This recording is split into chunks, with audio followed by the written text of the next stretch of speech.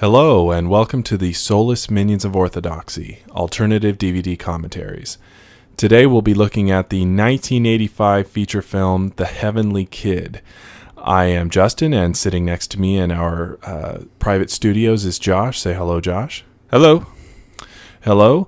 And normally we'll ask that you watch the movie as you listen to our commentary, but sometimes we understand that you don't. However, if you're going to need to set up a sync point.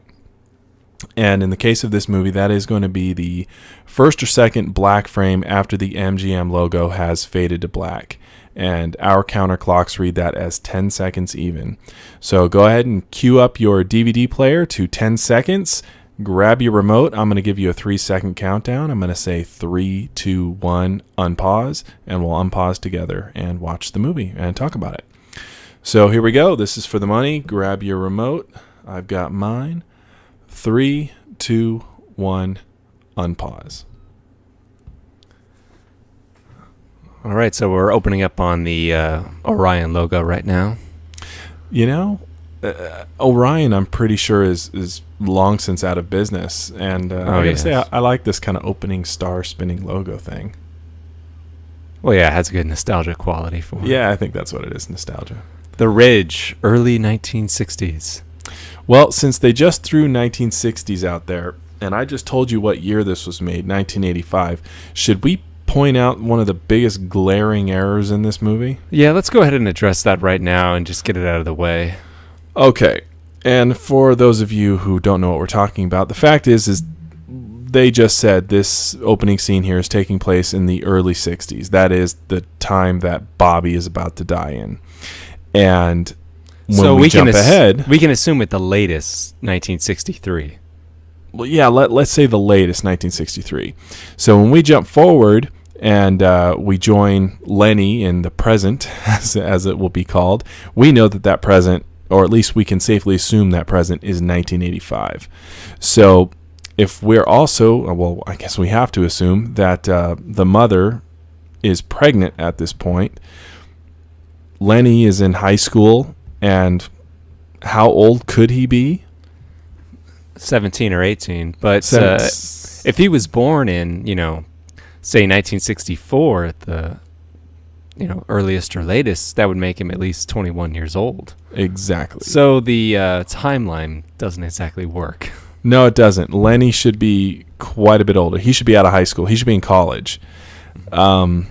This does not take quantum physics to figure out, so I really don't understand why they did that. Well, let's move on, because this movie moves pretty quick. All right. We got that out of the way, and it's an issue. We know it's a mistake, and it's an issue that's been addressed. And it's the elephant in the room, and we've talked about it. We've pointed it out to people. Everybody knows about it. So okay. We're opening up on this kind of classic Rebel Without a Cause scene, and here we have he's looking exactly like the Rebel Without a Cause right there. Here we have Mark Metcalf that is playing Joe Barnes.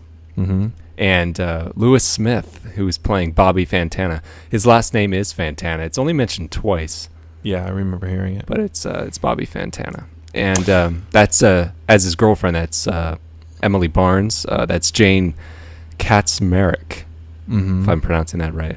And, I've got to tell you, I hadn't seen this movie all the way through in quite a while, and I gotta tell you, in rewatching this movie, I really enjoyed it. I really got into it, and I watched it more than once, and I think it holds up.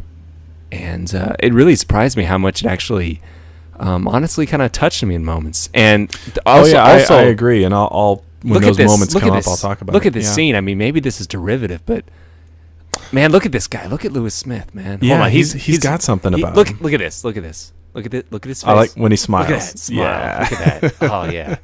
I just love it, because right now we can't hear it. We're hearing the song, Over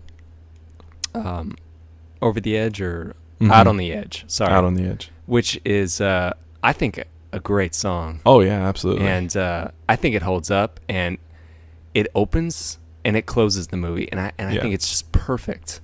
I had actually forgotten until I rewatched it that it opened the movie. Because we've replayed the end of the movie so many times. but of course the cars are exploding before they hit.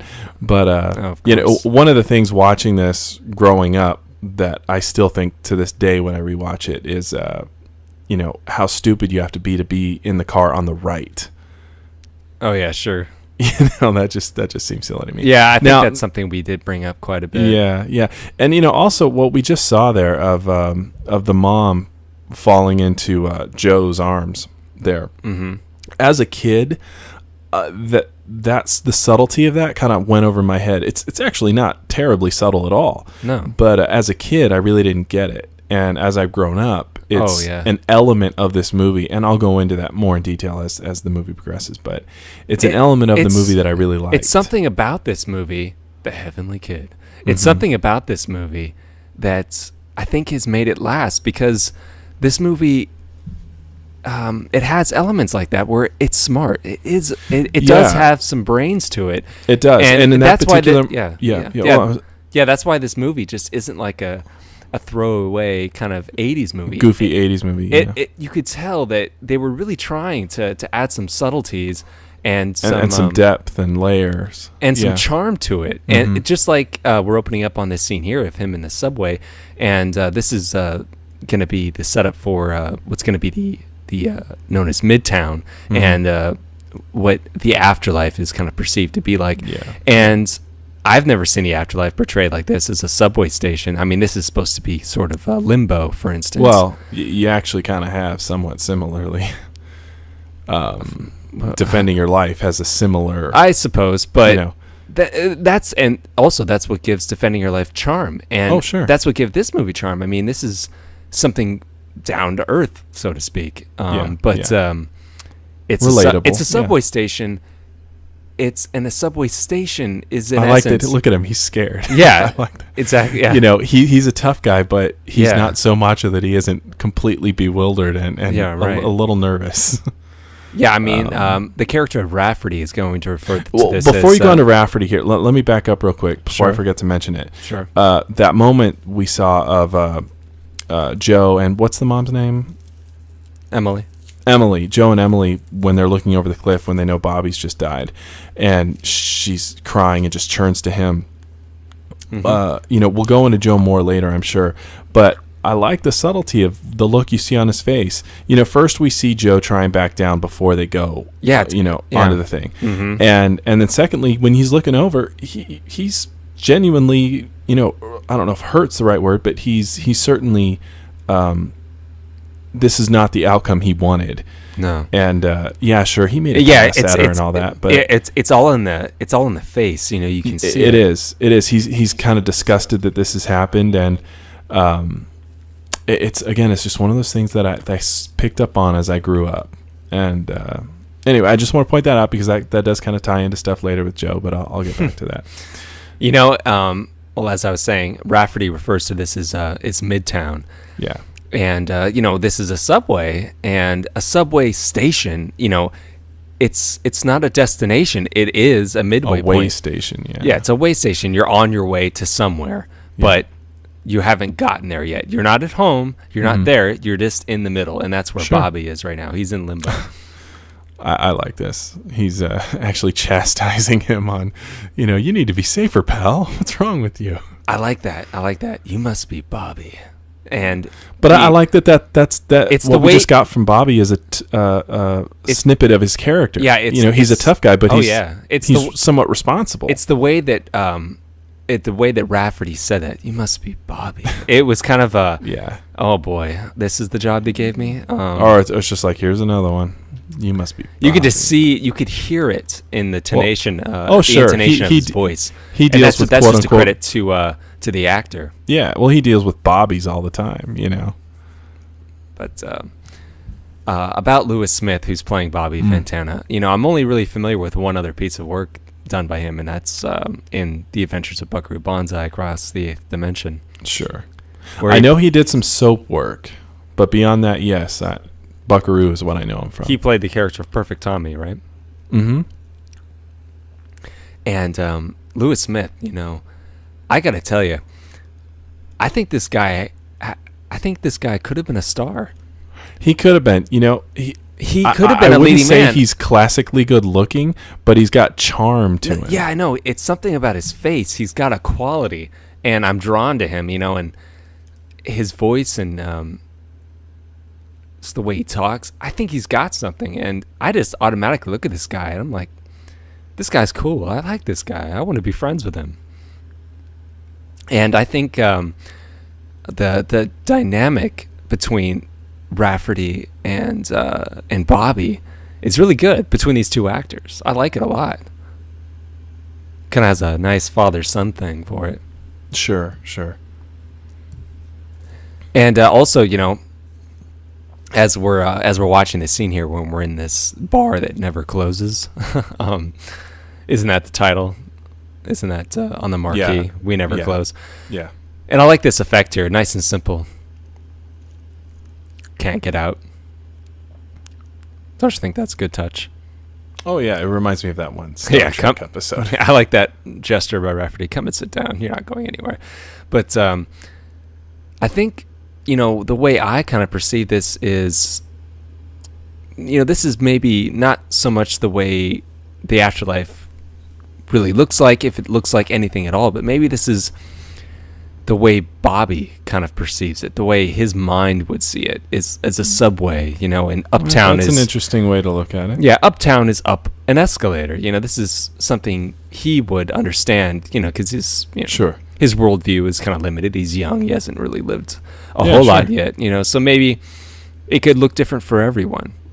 And Rafferty, look at the way he's dressed. He's not dressed stereotypically like the two gentlemen that were by the escalator, kind of in white suits and looking angelic. He's dressed kind of, as a grungy older guy, and this is somebody he's dressed as a guy that, if we're assigning logic to what you're saying, that Bobby's subconscious would allow him to get close with and trust in some way. Yeah, he wouldn't conjure up like a wizard-like character, but like you said, it's kind of a father figure almost. Yes, at least his appearance and his attitude and things like that. And he's riding a motorcycle. That's something maybe out of Bobby's mind. Yeah, absolutely. I never quite thought of it that way. They certainly don't say it, but that it certainly fits all of the. Well, this is just the way. Clues.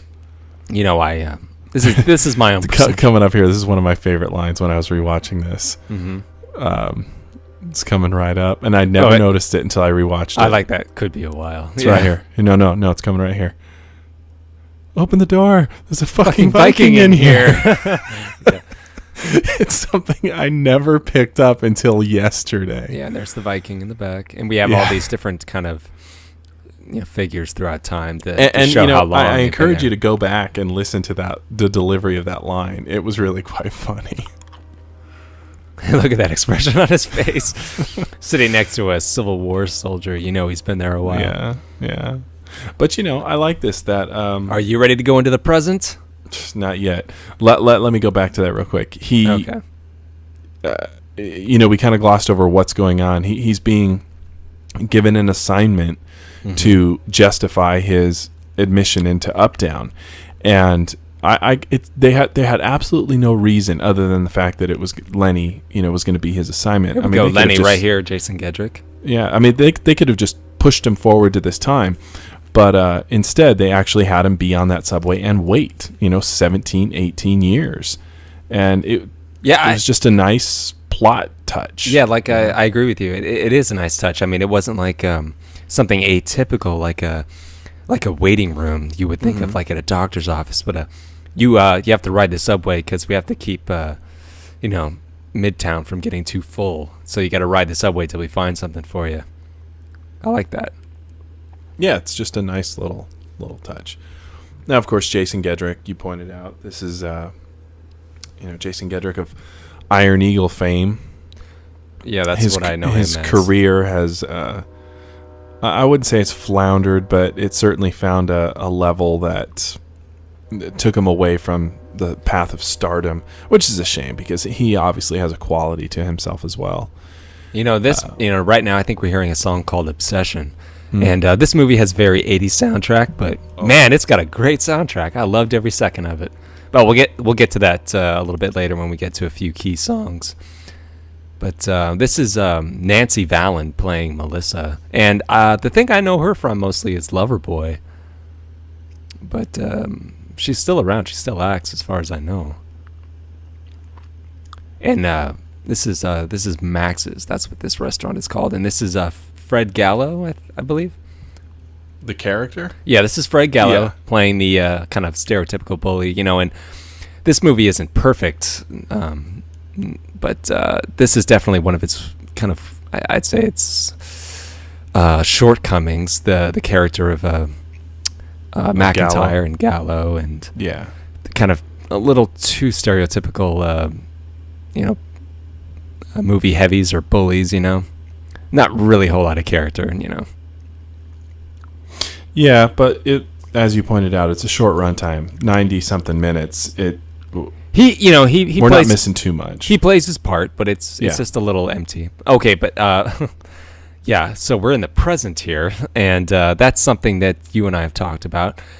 Both you and I agree that it bothers us tremendously when a movie is addressing what year it is, and it states the present.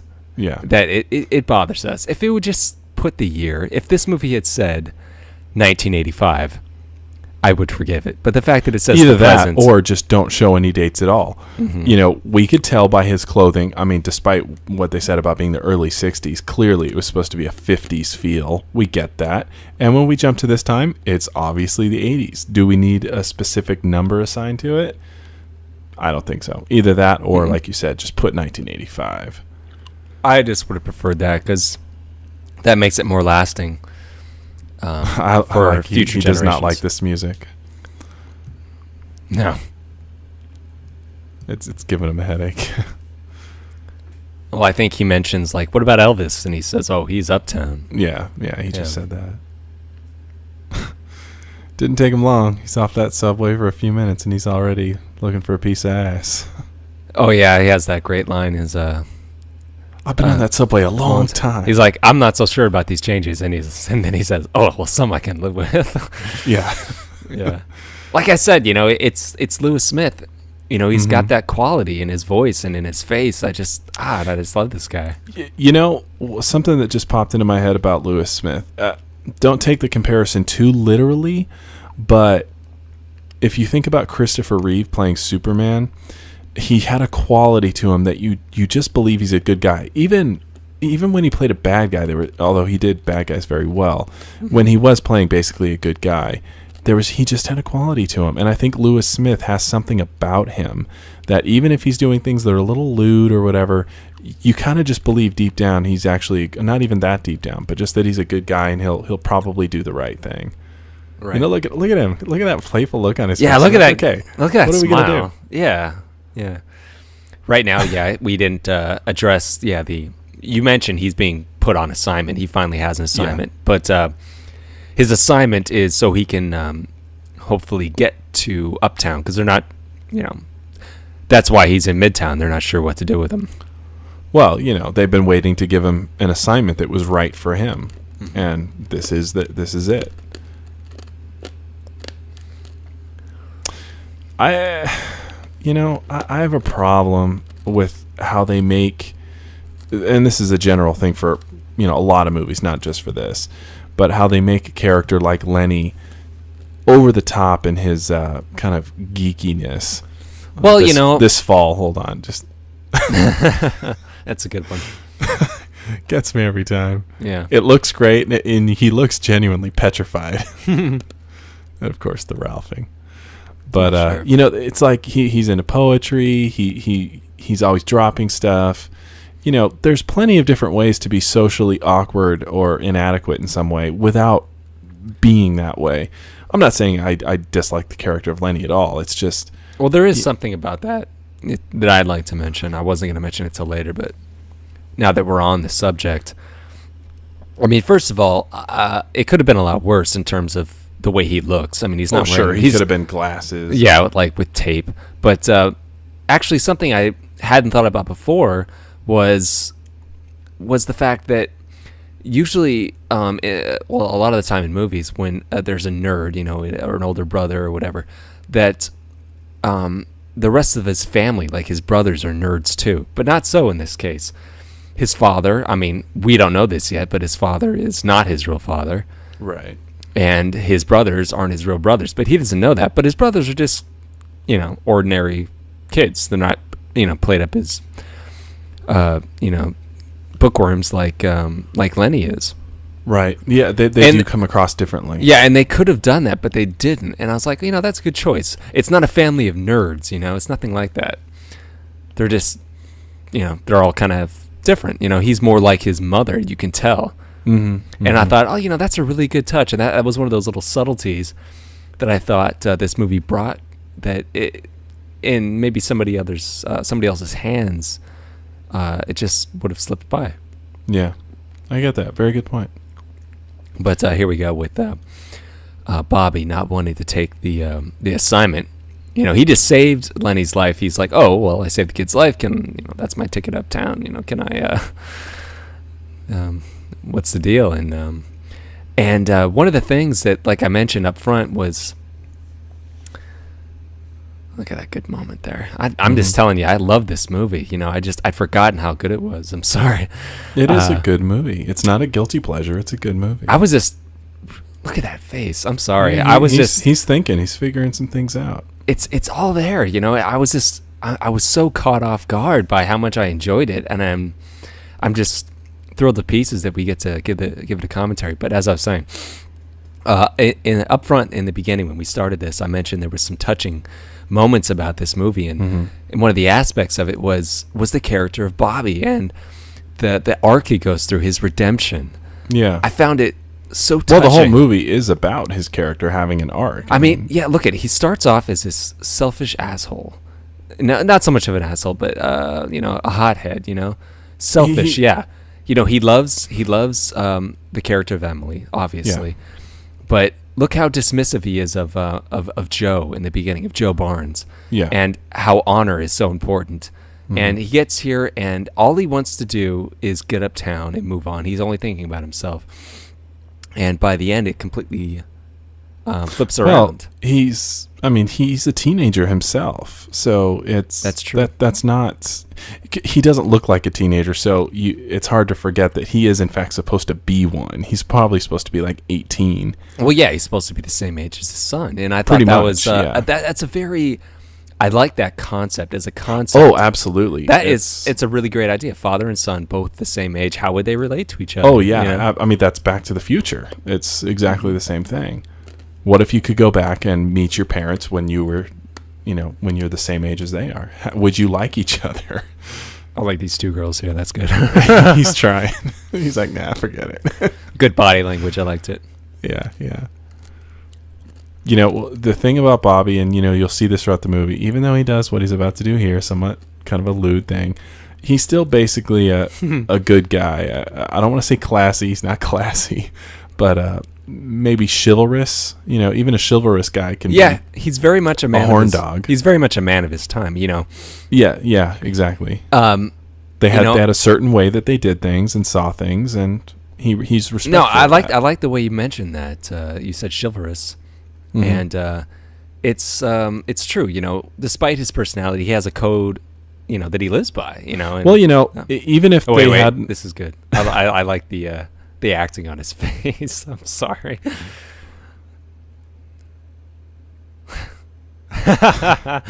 Oh, that's great. See what I mean? The guy has something, even if they had not assigned him, the boy that ultimately proves to be his son... I believe that his character, and I believe that because of who we learn, what we learn about him and who we learn of him to be as the movie progresses, is that he eventually would jump in and help the underdog, which of course Lenny is. So sure. Even though Lenny of course ends up being his kid, even if it had not been, I feel like he would have gone the distance for someone that he felt he could help. And all of that, and it's just a quality that comes from the writing, the directing, and the actor, and it's one of those things that make it rewatchable. Yeah, and it holds up despite its obvious being kind of mired in 80s kind of aesthetic. Sure.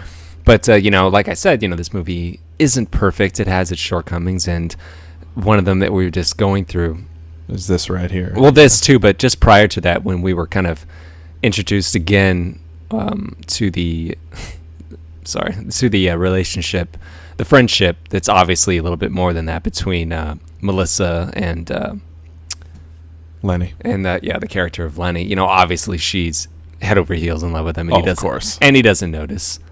You know, that's, you know, very cliched, but but you know, it's endearing, of course. Yeah, well, incredible. Because you fall in love with her instantly when you see her. You're like, of course. Come on, man, she's adorable. I mean, it's one of those cliches. She's obviously the one he's supposed to be with, and she's obviously more attractive and more interesting than the girl he claims he wants. You know. Yeah.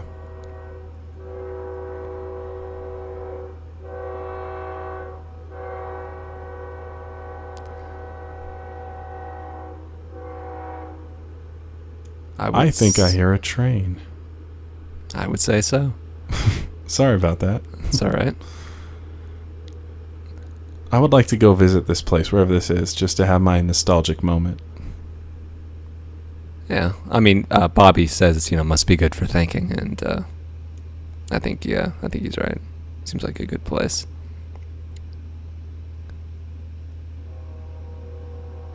It kind of reminds me a little bit of Stand By Me. I don't know why. I don't know.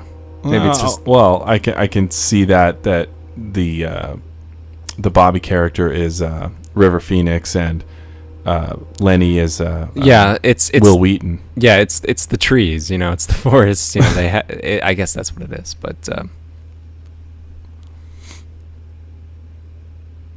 I love how he's trying to prove himself in this, you know, couple minutes here. Yeah, you know, he thinks he's you know, he's not used to being dismissed so easily, so he doesn't take it. That really burns him. Yeah, it does burn him. Yeah. It's like, look, Kate, seriously.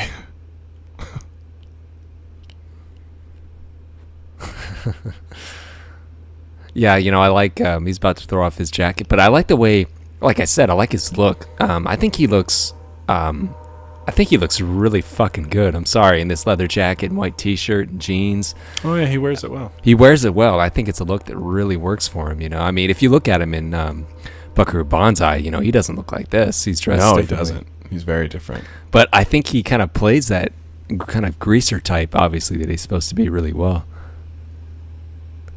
This is it's a pretty good moment where he's trying to prove to him that he has otherworldly powers and he just can't get it right. That's kind of a good touch, I thought.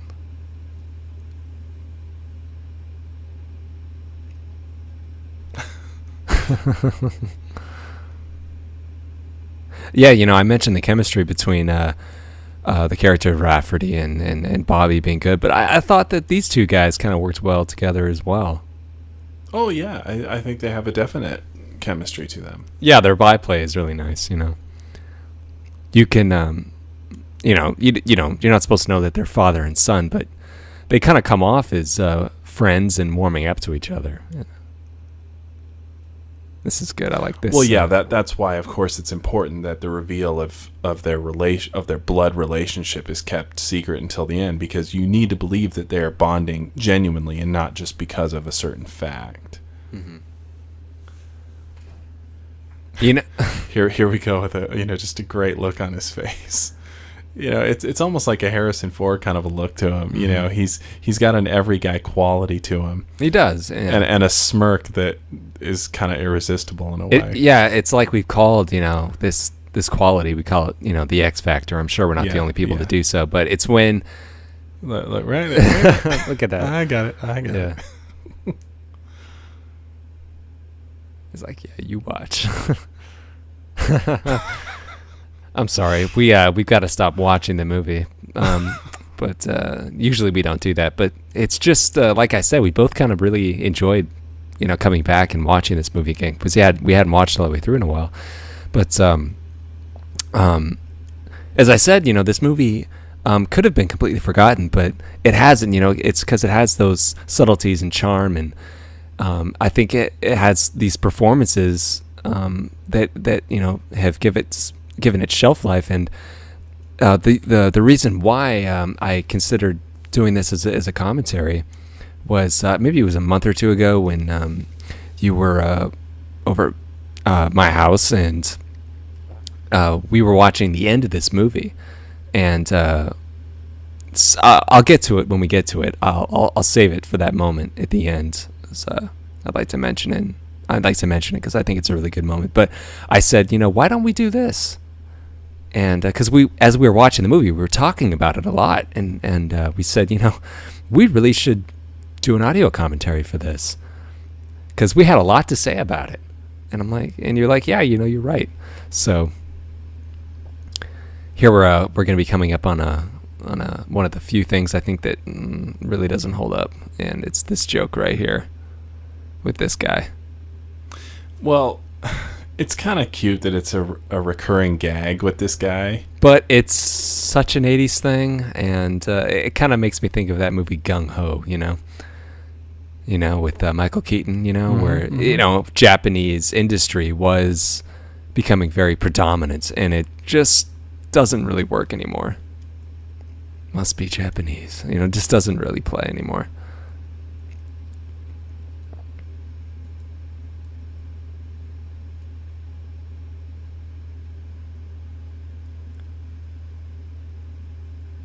But I really enjoyed this aspect, this kind of teacher apprentice kind of aspect. Here we go, one of the classic scenes in the movie. The montage. The montage, the clothing. He's trying out different things. I like it.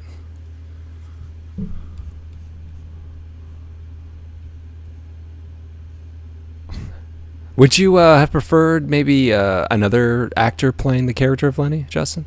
No, I think Jason Gedrick was a fine choice. Do you think so? Yeah. I mean, I no one springs to mind, certainly, 80s people that I think would have done a different or better job. I think he was perfectly fine.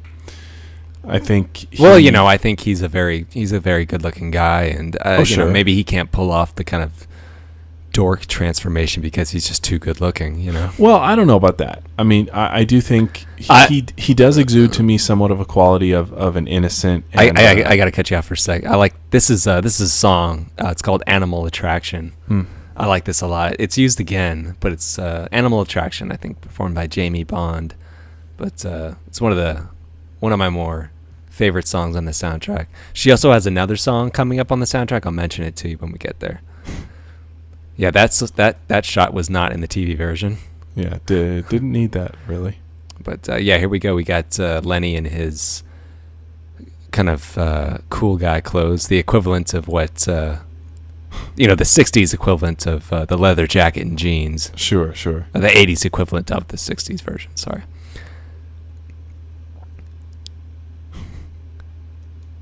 Well, as far as Jason Gedrick goes, yes, he's a good-looking guy, but I do think with Lenny, he was able to pull off a naivete that made the character work. I think you're right. I think he maybe pulled it off a little too strongly. Yeah, that's part of what I'm saying as far as how they kind of portray the quote-unquote nerdy guy, but he definitely had a naivete that worked. And yet he was also, as an actor, capable enough to kind of almost become a dick later on, and you believe that too. Yeah, and you believe it also in the story, but also in his performance. Yeah, he just got way too cocky, and sure. Well, he's being perceived in this kind of different way, and he's of course it just goes to his head. And that's just. That's not the first time in the history of the world that's ever happened. Of course not. It's definitely believable within this story. Right. I just mean in terms of the actor. I think he did a serviceable job. Oh, yeah, definitely. Yeah. Like I said, I really dug the soundtrack. This is Dream Machine. It's we're being as we're seeing this car being built.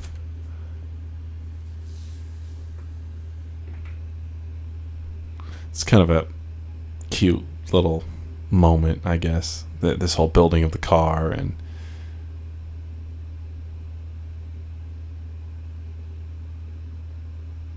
Yeah, this is one of those instances where we see, obviously Bobby has otherworldly powers, but we're not really explained why. Just that he does. Yeah. Well, it's never mentioned. He just said, "Oh, Rafferty said I'm supposed to have these powers," but it's never really explained why. Just because he's a spirit, I suppose. But he just needed them for this assignment. I'm sure he couldn't conjure up millions of dollars or something like that. Well, sure. I mean, it didn't need to be explained. Maybe it's better that way. Yeah, it's totally unnecessary to explain it. It's just immediately kind of understandable, This is good. He's having a grand old time. Yeah. Oh yeah.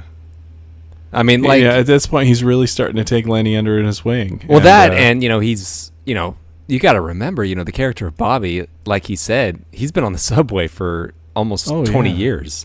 And maybe he didn't experience those 20 years necessarily, but he's been on that subway for a long time. So, well, not only that, but he's still a teenager. This is fun. Yeah, that too. That's one of those things I wanted to mention. He looks the same, but he's experienced the passage of time, but he hasn't grown up. He still has the mind of a teenager. He hasn't progressed as the character of Emily and Joe have. Mm-hmm. He hasn't gone through those life experiences. He's still there. He's still back there. Yeah, in essence, he's still stuck in the 60s, in the early 60s. He hasn't, there's going to be a line where he said, I thought I'd gotten over her. He's referring to Emily. I thought I would have gotten over her. And that, would have happened during the time when he was waiting on the subway. He would have had a lot of time to think, and maybe he would have put her out of his mind, at least during that time. But he didn't mature because he had no life lessons, no life experiences. So in essence, he's still kind of the same age. Oh yeah.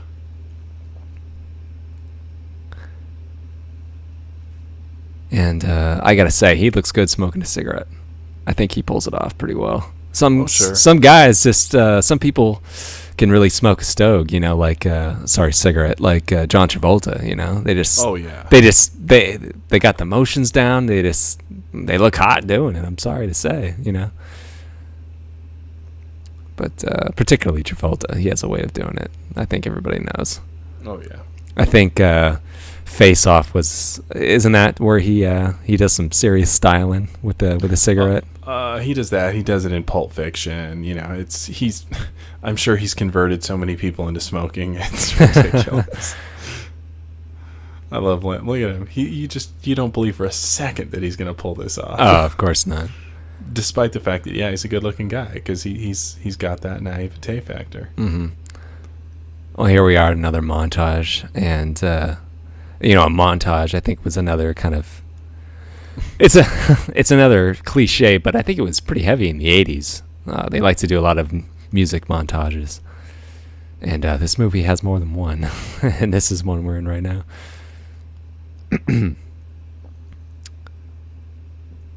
But as we're saying, the look of this film, it is very 80s, and it like I said, I think it's just the story. It's just the story that gets us past that look. And also, unfortunately, this movie doesn't have the best DVD transfer in the world. Unfortunately, it's a little soft. I hope it gets a Blu-ray release or that would be nice. Something in the future, because I'm glad it is on DVD. But a better transfer would have been nice. I like that. No cigarettes this time. I like the way they pull this scene off. There's no coverage, no close-ups. They pull it off through the window. I like that. Kind of give you a voyeuristic kind of a feel. I liked it. It was a good way to wrap up the montage too. Oh, sure. I thought this was a good moment. Good looking. And also the way the scene wraps up, the way that Bobby's gonna react to it, I thought was pretty good.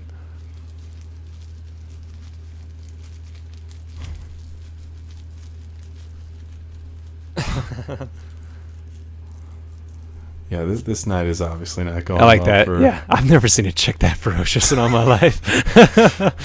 That's good. Yeah, see, Bobby's getting upset here, but because he's not used to being rejected like this. But that's just a sign of the times. He's living, Sure. he's living in a different time. It's a line that gets repeated, kind of like "must be Japanese." He says, a lot of changes, and he's about to say it after he walks out of this bar, this gay bar. Yeah. And I think every city has one. Every city kind of has that. Is ported this up just place. a repurposed set of the Midtown?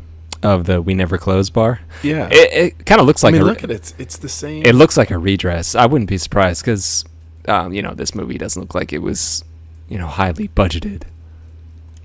So it could be a redress. Yeah. Where did these girls come from?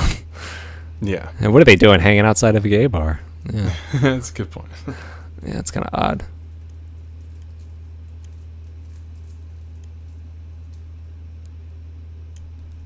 Here we go. Kind of another montage, sort of. Yeah. There's kind of like 3 right on top of each other. Yeah. Yeah, they're kind of heavy, Yeah, but they're fun. Doesn't he check out her cleavage? Though she is kind of popping out of her dress. But Yeah, I think there he goes. Yeah. Yeah, look at that.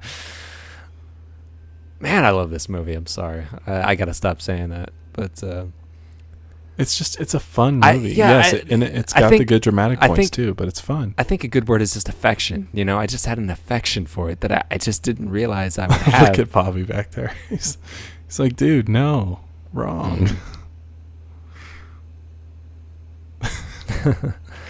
Yeah, I think that's just a good word to attribute. Some movies that you saw when you were younger, is obviously I saw this when I was a kid, and you go back, you look back on them, and there's nostalgia, but there isn't always affection, and yeah, because what you saw as a kid isn't really there anymore. Yeah, sure. It's like, say for instance, The Wizard or Super Mario Brothers. You could go back and watch those because those came out around the same time, but I have a feeling of nostalgia looking back at them, but no affection. Yeah, no, I get what you're saying. Not when I it agree. comes to this, no.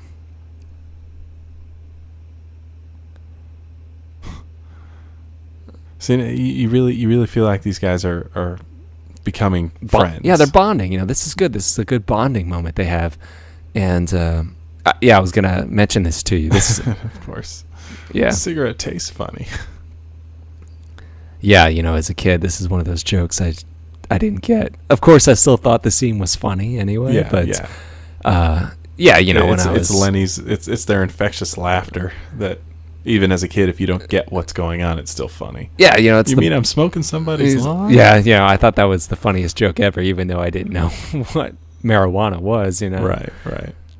I was laughing that they were laughing, and they were bonding, and it was this is good. Yeah, see, this, they didn't have to have this scene in the movie, but it's one of those touches, and you can imagine that. You can imagine the scene being on the cutting room floor, if they wanted to speed up the runtime, because this doesn't advance the story. This is a character moment, Oh yeah. And it's good, It shows these two guys really enjoying each other's company, and it was one of those instances where I was really touched, when looking back, I knew they were father and son, and that kind of just added an extra element to it. But sure. Well, there's that recognition. Yeah, he heard her voice. Yep. Yeah, she was knocking on the door because he was laughing, and I kind of like that. His line is, "Oh, I'm reading a really funny book, Mom." That's something you'd that's something you'd really. I'm sorry, it's just a funny scene. It's just a line this moment that you here, imagine him saying. This is a real moment, and I think a lot of people out there can relate to something similar to this moment. First of all, coming across someone who you haven't seen in a long time. You haven't seen in a long time, but you have these feelings for, and then the double whammy that's about to hit him of Joe. Joe Barnes. There we go. Mark Metcalf. And look at his face. Oh, my God. First he's angry, and then he actually says it. I think I'm going to be sick. Yeah, but you could just...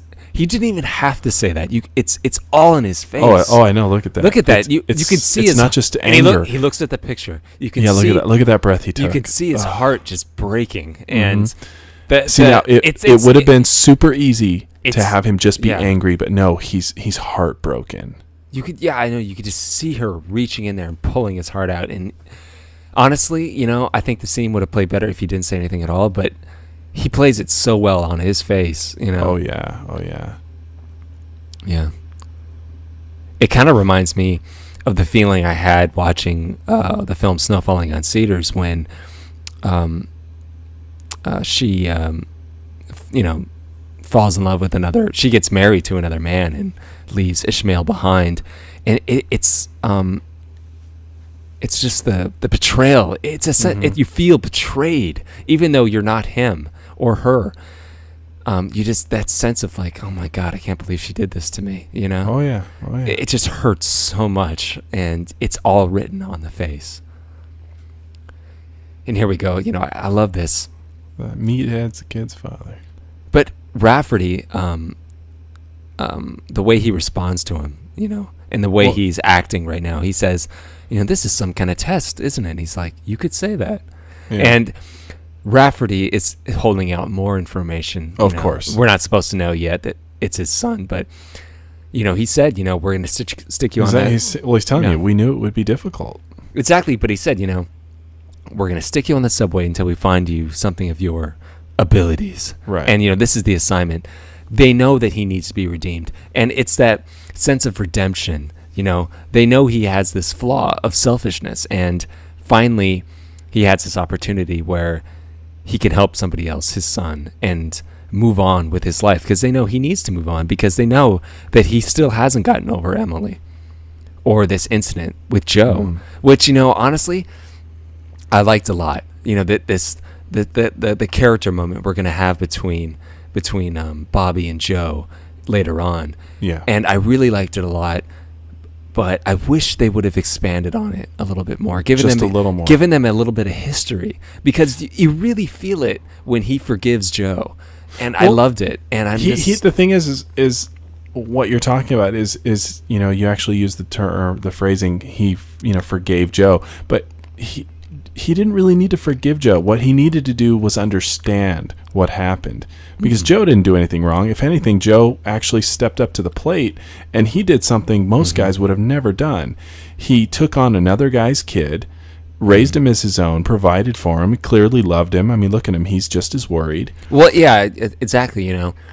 It's in the beginning, in the beginning, Joe is a hothead too. You see him kind of dressed the way Bobby is, but he tries to talk Bobby out of it. He says, I'm sorry. I didn't know she was your girl. It was just an accident. But, Bobby doesn't listen to him. Mm-hmm. But, he was young then too. Mark Metcalf's character was young then too. So he didn't, fully forgive Bobby either. That's why they raced. But right. Here we go. We just watch him thinking about it, and the way he walks, and the way he's looking down, And we're going to see him outside the window in the car, just kind of thinking about it. Doesn't know what to do.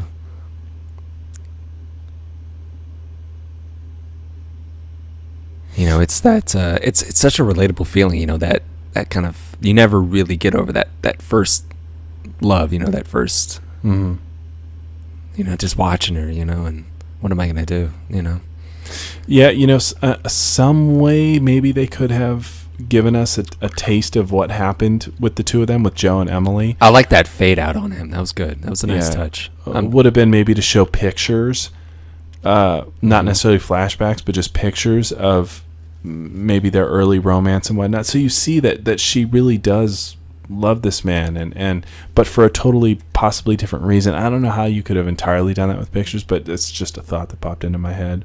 Oh, you mean in regards to Joe? Yeah, and the role that he played, and to maybe even show a shot of Joe being there, holding the baby when Lenny was born, so Bobby looking at those pictures could understand that, he really did do something honorable here. Yeah, I agree with you. Like I said, with the character of Joe, it's there in the subtleties, but yes, it's not there completely. And I thought that maybe if they'd given this script like another draft, and taken those elements that really work, taken them to heart, and build on them a little bit, that this movie could have been stronger. Yeah, I mean, like you said, the elements are there. I mean, obviously they are. We're talking about them, but it would have been nice just to have them a little more fleshed out. Yeah, we're gonna have the first physical kind of altercation between Lenny and Barnes here.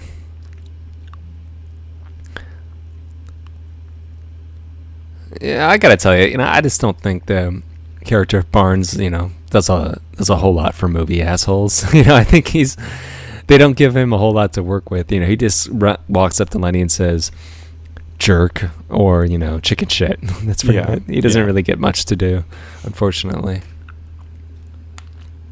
Not say like the character in the Karate Kid, or I was just thinking that. Yeah, or just one of the guys. What's that actor's name? William Zabka. William Zabka. Yeah. Well, his motivations in just one of the guys is pretty much akin to Barnes here, but his character and motives in Karate Kid is different. It's jealousy. Well, also that guy is just a classic movie asshole. He played it to a T. He just couldn't help himself. He was so good at it.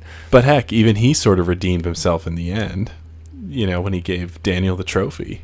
Barnes, you don't get any sense of that. Yeah, that's one of those little things that the Karate Kid is a good film within itself, but like we were talking about subtleties and little things that you wouldn't have to normally do, but like you said, when he gives Daniel that trophy at the end, he says, "You're all right, LaRusso." Yeah, and he gives him the trophy. They didn't have to do that, and it's just that little thing. You're like, maybe he's not such a bad guy.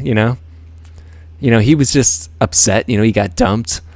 I can understand that. And he's not such a bad guy. I think maybe they could have done that with the Barnes character here too.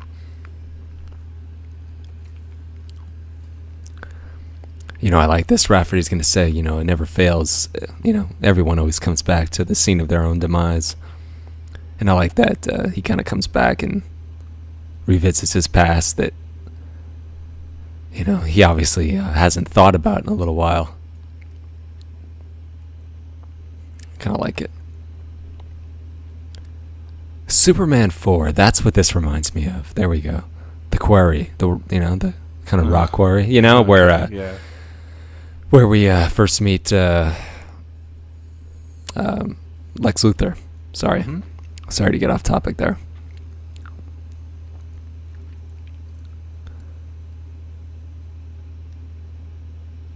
See, he's had some time to think about it, and he's going to stick with the assignment. And I like that they kind of gave him a while to think about it. We see Bobby thinking about it for a while before he comes to the decision, and it's all just him thinking. They don't show him talking about it. It's just it's just him thinking. That's all it is. I thought that was a good touch. And we just got to read the expressions on his face. But yeah, I really like the character of Rafferty here. Who's what's the actor's name? Oh, Richard Mulligan. Richard Mulligan. Yeah. Yeah, he was famously with Empty Nest, right? Mm-hmm. Yeah, it's a good actor. He's got a quality. I would have liked to have learned more about Melissa here. I like her as a character. Yeah, as she does have they have kind of a chemistry. You could tell. Sure. But I mentioned, one of the other things I predominantly know her from is from Loverboy with Patrick Dempsey, and she pretty much plays the same character in Loverboy when you think about it. Well, she has a very sweet girl next door look to her. Oh, definitely. Although she later ended up in Baywatch. Yeah, that's right. She did. She had a boob job, and then she looked all sexy and hot, and lost some of that charm almost. That girl next door quality, yeah. Yeah, kind of a shame. Cheesy but funny. So, here we go. We're going to see the confidence building in Lenny, but you're going to see the cockiness building too, because here we go. He's not really winning the fight on his own, but right. this is a victory, and over this bully that's been bullying him for a while. All right. And you can see it kind of starting to go to his head a little bit. Yeah. Just a little. It's a little bit of shading. It's good. It's like, now he's getting attention from Sharon, the girl he's in love with. He's like, yeah, slow down, kid. Even he realizes he's going too far. Mm-hmm. So we're about to... that's his first taste that he's creating a bit of a monster here. Yeah, we're about to... See, like that. I'm still the teacher here, man. Yeah, it's like, remember, I'm still Obi-Wan Kenobi. You're still Luke. But exactly. This is a good moment here. There's so many good moments in this movie, but... So look at that. Look at how he grabs him. He's like, okay. Yeah. Here's a little piece of wisdom, kid. Mm-hmm. Of course, he's way off as far as this girl's concerned, but well, yeah, the logic is sound. Like he said, a lot of changes. He's going to say it again, but yeah, it's true. But just look at the staging. He pulled him close. He's in his ear. Mm-hmm. I like it. It's a subtle touch. Yeah, we stay on them. There's no shot coverage. Nothing. Yeah. Here we go. Here's one of my favorite lines of the movie. Hold on. Holy shit. I love that. It's just all in delivery. I just love it. He's like totally not what he was expecting. my look at line. Yeah, look at his body language on Bobby. It's just, you could tell he's like, I have no idea where this is going. Yeah. Oh well, he figured it out now. Yeah. He's just bewildered. Yeah. Yeah. So now we're getting a little bit of a taste of what Sharon is really like, although we already suspected. Oh yeah. It changes. Yeah, she's no, what was her line? She said, let's just skip the burgers and get it on, okay? That was her line. So she's obviously she's a cool guy chaser. She wants to be with whoever's on top. That's another movie cliche, popular in the 80s, but yeah. And I kind of liked I don't know if it was new or not, or it's been done before. I like the touch that she says, you're pretty good for a first timer. He's like, oh, what do you mean? She's like, oh, don't feel so bad, And I like that, that she could tell, and they kind of made a little thing about it, but not too much. I kind of like that. Kind of gave her a little bit of a touch of a personality, just a tad. I liked it. Well, I like what Bobby was just saying there about, it's really showing that he's deeper than he sometimes appears, and that the cold he's around, encouraging him to get away from her because she's a little cold around the heart. Yeah, he said that. He's like, awfully cold around the heart. He's like, yeah, I know she's fun and all that, but come on, you can do better. Yeah, it did. It brought us. And this really gives you a sense of that he's not just doing his job. He actually really likes Lenny, and he knows that girl's not really good for him. But you're right though. But it does. Oh, this is good. It does show us that Bobby has a heart. Yeah, he does. He has an emotional core. And it's really right there, that line. Awfully cold around the heart. And. It says, I'm not just a guy looking for a one-night thing. Right. I never was. Right. And I don't want you to be that way either.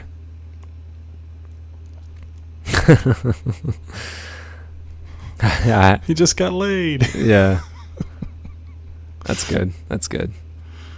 It's just another bonding moment they have, and It's another great line, when they're walking in, and Lenny is like, he's saying shh to Bobby. He's like, they can't hear me. He's like, oh right.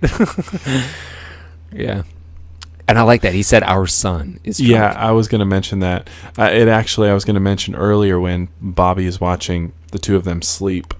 Mm-hmm. It also would have been very easy for the filmmakers to maybe have them sleeping farther apart, and that there really wasn't a whole lot of affection. But you see throughout the movie just little subtle things that he's very touchy with her, and she seems very comfortable being close with him. You know, they have an earned affection with each other that I'm glad they didn't just take the easy route and have them be sort of distant, you know? Yeah, that reminds me. Did we talk over that moment when Lenny said to his mom, he says, "I got it covered"? Yes, we did. Yeah, I wish I would have addressed that when it came up. I think that's a really nice little script touch. You know, the fact that he said something that Bobby used to say a lot, and she noticed it. She picked up on it. And not only that, his mannerisms was just like it too. He did the whole hands out in the air thing. Yeah, Like, and the way and the mannerisms and the way you could see it kind of cut to her, mm-hmm. right? She just whipped around and said, "What?" And she said, "What did you say?" And you could tell she hadn't thought about it in a while, mm-hmm. but you could tell she hadn't forgotten about it either. Oh yeah. And I thought that was a really nice touch, and just the phrase "got it covered." You know, it's just kind of just a nice little touch. You know, it's kind of I'm sorry to say original. You know, it's just I thought so. Yeah. I think Bobby pulls off that classic cool guy pose pretty well when he's up against the billboard there. See, he's starting to get a little cocky here. Yeah, see, he knows what's up. You know, mm-hmm. he knows they're not done. He's like, "Oh my God, you did not just say that to me." Yeah. See, you know, like I'm glad I just mentioned that she remembered the got it covered thing, because now she's kind of looking back. You know, she's got the yearbook she hasn't thought about in a while, and she's see, this is good. The picture, you know, this is nice, mm-hmm. and they look good together.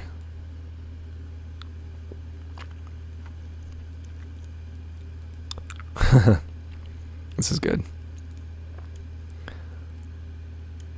You know, I kind of like it. You know, they they made this guy kind of. This moment, I think, should have come prior to Bobby's telling Rafferty that he's going to stick around. You know, because I think he needed to. We, the audience, needed to earn this moment. You know what I mean? Prior to his making his decision, he needed to understand Joe and what Joe was. Yeah, you know, I think you might have a point, but I think it plays just fine here. But I like his lines. Your fine physique. Yeah. But I like the way they show Joe here. You know, he's just an ordinary guy, and you know he'll sit back, watch Mr. Ed, and have a beer, and that's supposed to endear him to us, but also supposed to make us feel a little above him. You know, and that's, you know what I mean. And that you wouldn't believe that that's what Bobby would be if he hadn't died. Yeah, you know, we're not supposed to see him in a great light yet, not till the end. So we're supposed to be looking down on him just a little bit, because that's what Bobby's doing. Sure. And but I like that they kind of let Joe just be just a regular dad. You know, when you think about it, he's stuck around. He's raised a child that isn't his. So he's got a lot of great qualities, but you know, he's still just a regular old guy who sit back and have a beer, and there's nothing wrong with that. See, here we go. Lenny's really crossing over the line. Yeah.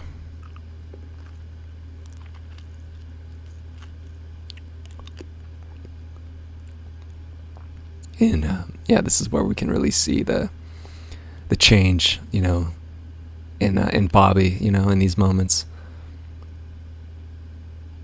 As he's being kind of he's all buckling his belts. I always thought that was a little odd, didn't you? Well, it's because he's sitting there, you know, just burping and unbuttoning his pants, relaxing. Yeah, you know, as a kid, I always thought that gesture was very threatening. You know, like he was gonna whoop him. Yeah, you know, because no, it's just, as a kid, that's kind of the way I interpreted it. Right. But, yeah, you know, Bobby has had a lot to think about, but he's being kind of, he's interacting and he's being responded to in a way he's not used to. Mm-hmm. So, and he's also realizing the effects of something he's done. You know, he exactly. has created Good this point. Lenny. Good point, Justin. Exactly. And he's not particularly thrilled with himself with, you know, some of what he's done here. Yeah, you know, he's kind of realized what he's done. You know, look at this monster I've created. You know. Yeah.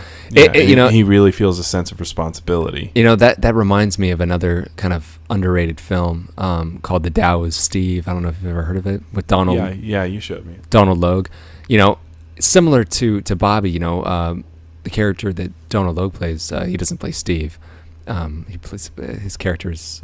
I can't remember his character's name, but he has this kind of life credo that he lives by, and he has somebody like Lenny that he tries to teach, you know, in that way, on how to treat women and how to act, and by the end, this guy that he's trying to pass this knowledge off to turns into a Lenny character, you know, just like this. He turns into this monster, you know. Into this, he's like, he has that same kind of dawning kind of moment where he's like, look, what a toad. He's like, he's like, you know, what have I done? You know, and it's that moment of realization that's kind of similar in both of those characters, in the Tao of Steve and the Heavenly Kid here.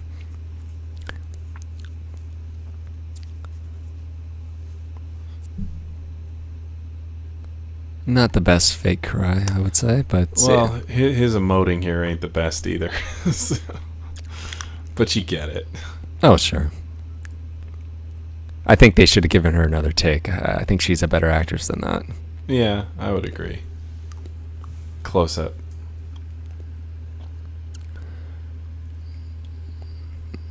No, this is. We're about to come up on a sequence here that's. You know, this is good. Yeah, you know, this is what happens in real life. You know, Oh yeah. You know, they fall asleep in different places or fall asleep before the TV. Okay, we're entering into into a sequence that I gotta admit, you know, as a kid, I didn't get into it because I was just too young. You know. Mm-hmm. Yeah, I agree. As a kid, it's something I would tend to fast forward. Yeah, it was the mushy scene, you know, but this is good. This is good here. We're gonna have this great visual. Yeah, the reveal. The reveal of Bobby with the cigarette. Look at that. And she faints. This is great. He's like, oops. Yeah. But, you know, I got to say, you know, maybe the scene isn't the most smartly written scene. You know, it could have been a lot stronger. You know, their lines to each other are a little skin deep, so to speak. You know, it could have been expanded on. But I got to say, you know, look at this moment. He's coddling her, you know, and he's holding her for the first time in years. But as I said, you know, this scene, you said, you know, something you'd fast forward through, or I called it, you know, kind of like the mushy scene. But I got to tell you, I really enjoyed this sequence, you know, rewatching it. Mm-hmm. It's not something you can appreciate until you're older. You know, I said moments that touched me, you know, that, you know, the sequence we're going to get back to. It really kind of got down to me and you know, into my heart, you know, and I really felt for these two people, and kind of became one of my favorite sequences. Just pass her on, yeah. Oh, is that what he said? Pass her on? No, that's what he's thinking. He's looking at her, going, "Look at her. She's just passing herself on to one guy to another. Doesn't mean anything to her." Yeah, right there. Hadn't been for Joe, you know, he helped me. Yeah. Yeah, he didn't want to hear that, but I like this staging here. Look at that. Him in the foreground, her in the background. I like that. That was a good camera move right there.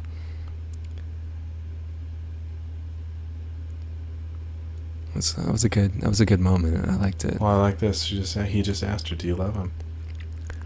And look at her face. She really means it. And you believe her. Yeah, and it's a different thing. It's respect, and it's caring. It's not like the passion that she felt for Bobby. It's a different kind of love. You can see it on their faces. I just love the emotion. You can see it just coming to the surface. And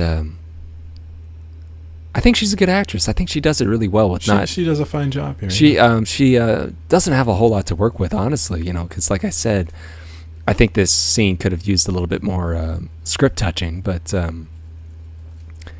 think her performance pulls it through, and obviously his too. Like I've complimented him enough. Yeah, I think we fawned over him enough. But I like this. This is nice. Yeah, they're just walking out. I like this. Nice. And they disappear, and they don't show their feet. It's nice. Yeah. Nice and quiet. This is one of the songs of the soundtrack I was mentioning. That we mentioned Out on the Edge, being one of our favorite songs. This song playing over this sequence right here, I really liked it a lot, and yeah, it's good. It's like I said, this was one of those mushy scenes, and this song I never liked because it was a mushy song, and I was a kid and I hated it. But rewatching it, I'm like, man, this song just hits that emotional note so well. And I liked the song so much that I found it in MP3 and I downloaded it and I've been listening to it and just, enjoying it. So I don't know. What do you think? What do you think of the song? I do remember, I know, because I had only rewatched about half of it the other day when I rewatched it getting ready for this. I didn't get to this scene, but I can kind of hear the melody in my head, and it's a good song. I do remember it, not so much the lyrics, but I just remember the tone and the feel, and yeah, it's got something to it. Well, yeah, it's maybe kind of you might say a typical love ballad from the 80s, but I think it has a sweet sound to it. But look at the way he's circling her. Look at that. The camera movies. They're not saying anything. Look at that. He's just looking at her. I think that's really good, don't you think? Oh yeah, and I think it's extremely telling. No, I mean honestly, look at that staging. It was beautiful. The way he circled her and looked at her, and you just looked at their eyes looking at each other. I thought that was really beautiful. Didn't you? Oh, absolutely. But the fact that he's basically replaying their past is also kind of a nice little touch, because he's stuck in the past and she's somewhere else. I mean, she's totally enjoying these moments. Oh yeah, there's that line where she says, "I'm not the same person I was before," and he says, "Inside you are." Yeah. And that's partly true, but that's also kind of a double-sided thing. That just goes to show you that she hasn't forgotten him, but in essence, he hasn't matured. He hasn't moved on. He is still stuck in the past. You're right. Here we go. There's the reveal. Boom. Lenny is your son, Now he knows.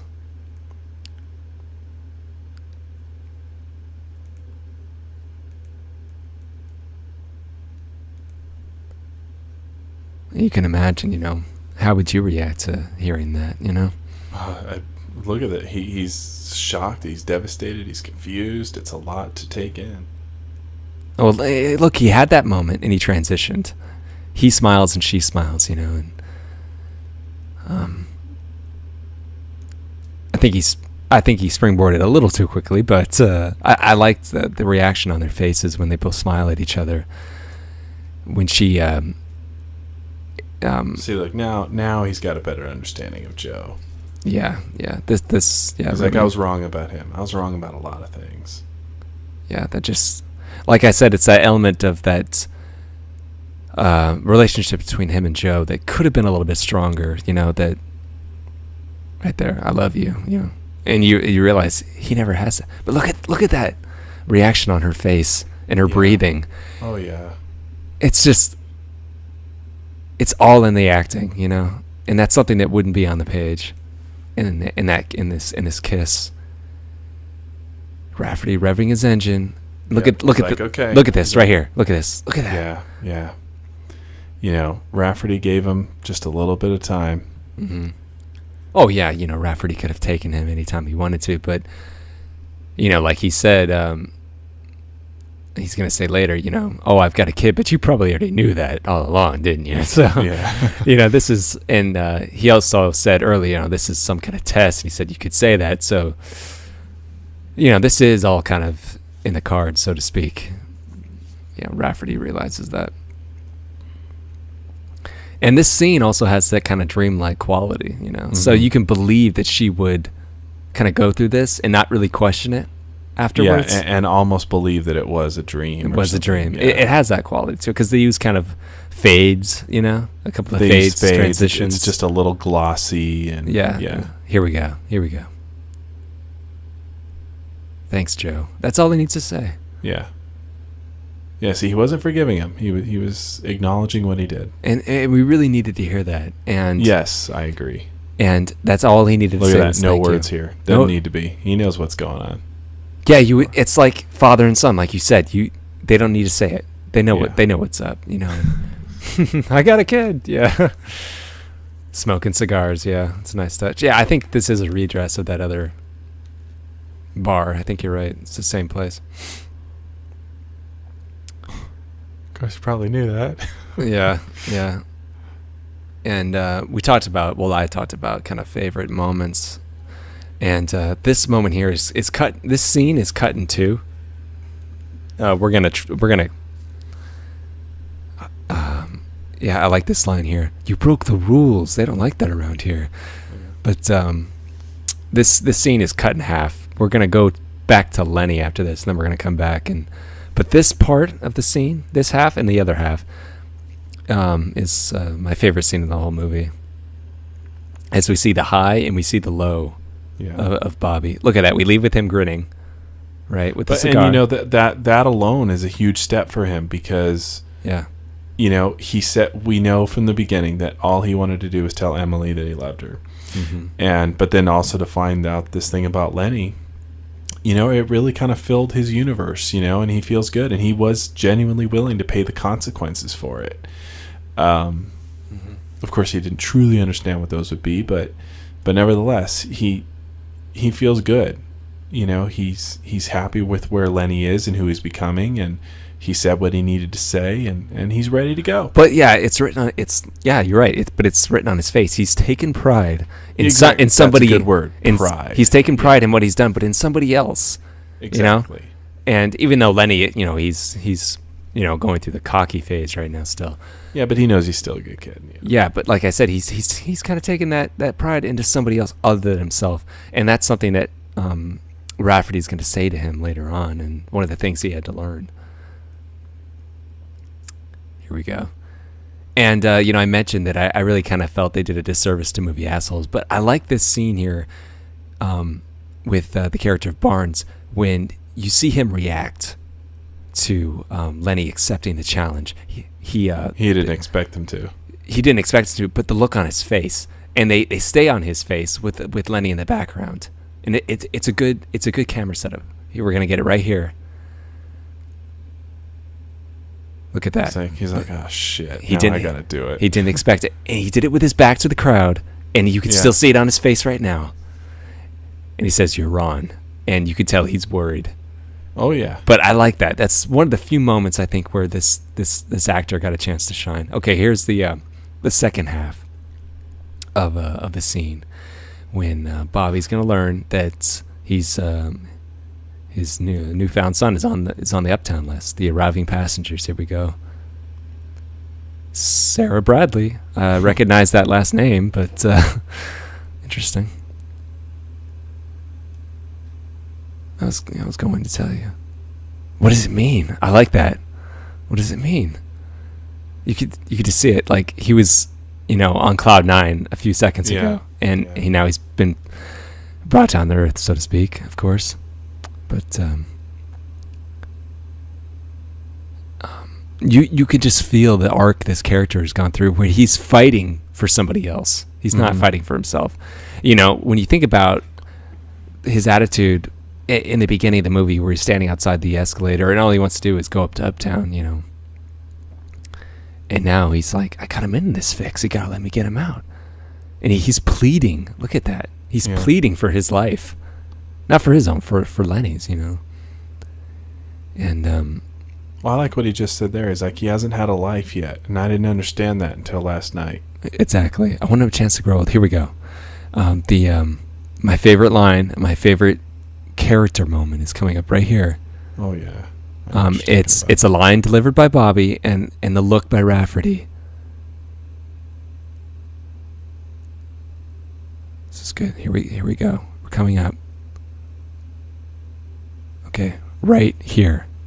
Yeah. Rafferty. Tell him I give up my soul. Look at that look. Right there. He just got his ticket uptown. Yeah. You know, he knows that. Yeah. But the way he said that, tell him I give up my soul. And you know he means it just by the tone of his voice. And okay, here we go. We've come back to the beginning. This is the chicken rice in the 80s, but it's pretty much the same thing. And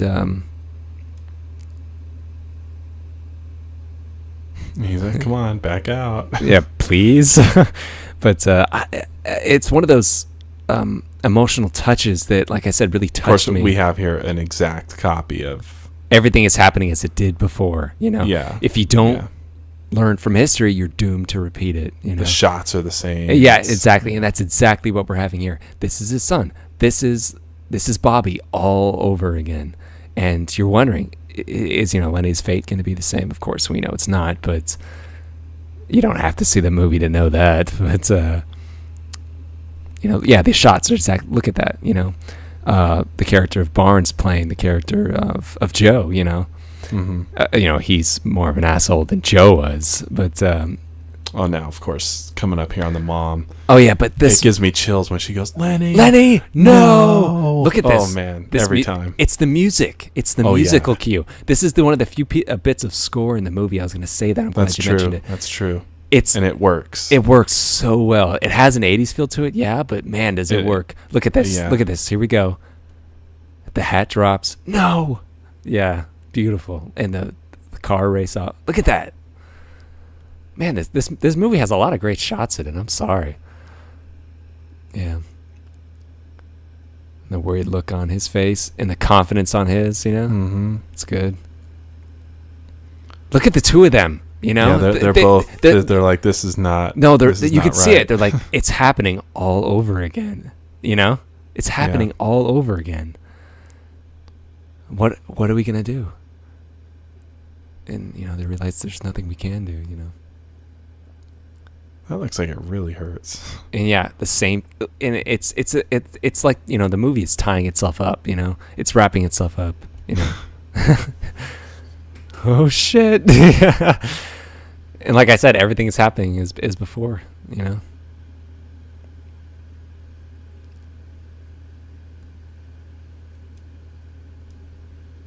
What were those ropes tied to the car? Yeah, I was going to mention that. I never noticed that before. I don't know what that means. Look at that. Oh yeah, and the sound she makes. Yeah. Gives me chills. Yeah.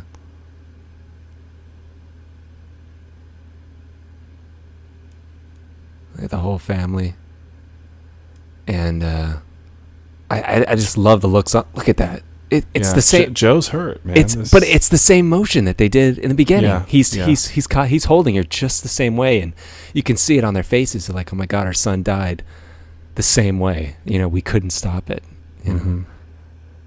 But no, Bobby, get your foot out of my face. Yeah, Bobby came through. Yeah, he came through for his son. It's just. I like this that they kind of gave them to a little moment. Before the crowd rushes over. Yeah, as if everyone couldn't see them. Yeah, she's just standing off to the side. Of course she'd be the first person to go up to him, but that's good, But, they gave her a little moment first. That was nice. Look at that. They're a family, Yeah, yeah. That's good. All kind of in the same shot together, holding. That's good.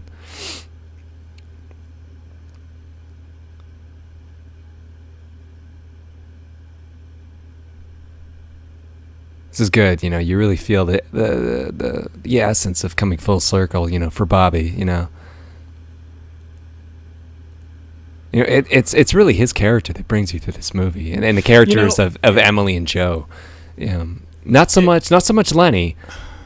Yeah, even though he grows, but it's not really an arc. No, it's not quite, because it's not really about him. It's about Bobby. Mm-hmm. Look at this, man. I love this. We see Rafferty in the back. And also you have to realize that Lenny ends this movie not knowing. Look at this nod. Yeah. Where he's like, yeah, I gotta go, Yeah.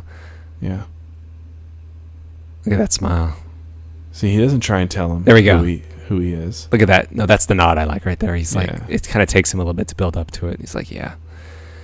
But I like the way he refers to Rafferty. He's like, see that guy? He's like, I got to take a ride with him. You know, he doesn't tell him where he's going. Yeah. It's never brought up. It's not his style. No, but he's like. Look at that hug. He brought him in for that. Oh, and we stay on, because like this movie is about Bobby. We stay on his eyes. We look at his expression. And we feel his arc, you know. Mm-hmm. But it's an interesting writing element that Lenny is not made aware of. Yeah, that's one of those things I was going to mention. He doesn't. He's never told who his real dad is. No, he doesn't. This movie ends, and he does not know that man was his father. Exactly, he doesn't. And I'm like, they could have. They could have done that. It would have been so easy. It would have been so easy, and they didn't. I'm like, that's something probably nobody thinks about. Something they didn't do, and that was a choice. And I think that was the right choice, because it wasn't necessary. No, it wasn't. And frankly, it wasn't Bobby's place to tell him either. Look at that. You can see his eyes are a bit misty. Yeah. I like that. It's like, come on, kid, we got to go. Like kind of wrap around the arm kind of a thing. Yeah. It's kind of a fatherly touch. I like that. Here's another line I like a lot. Tell me. Look at him. He's all looking scared. Like, yeah, it's as bad as I think it is down there. Worse. It's like, yeah, thanks. Thanks a lot, man. Yeah, that's a great line. It's like, yeah, you just earned your ticket. Run that by me again? Right there, you sacrificed yourself for Lenny. You showed us you learned how to love, how to value someone more than yourself. That's how you get a ticket uptown. That's the whole message of the movie, you know? Right there. Rafferty summed it all up right there. And that was the test, you know, and he passed. It's like, I'll be damned. Can't you put that some other way? Here we go. We got the song coming back. Yep. Wrapping up the movie. And the way the motorcycle takes off into the sky. I love this. Oh, yeah. This, look back. Look at this. Yeah. Look at this. It's like, see you around, kid. See you around, kid. And maybe it looks a little cheesy, but we're going to see a pullback. That's what here. adds to its charm. Yeah, but it looks so good. And he's sitting there on the back of the bike, and Rafferty's driving. You know, it's classic. You know, I just love it. And the song, you know, I got to tell you again, the song makes it. And the way we pull back on Lenny, and here we go. Here's the pullback. It just works. You know, it's a good shot. Into the clouds, you know, out on the edge. And this is right here, going into the credits, but he's going uptown. And this is the scene I was talking about when we were watching it, and we were commenting on this scene, saying we should do an audio commentary for this, because we were talking about the complexity of this scene. It's a coda, you know? Mm-hmm. And we were mentioning, you know, this scene didn't need to be here. It didn't need to exist. They could have gone right to credits. But look, it's all on his face, all on Lewis Smith's face, as we see him go through in his mind all he's experienced over the past few days. Mm-hmm. It's all written on his face. You're going to see him. He's thinking about it right now. And then in a few seconds, you're going to see him smiling.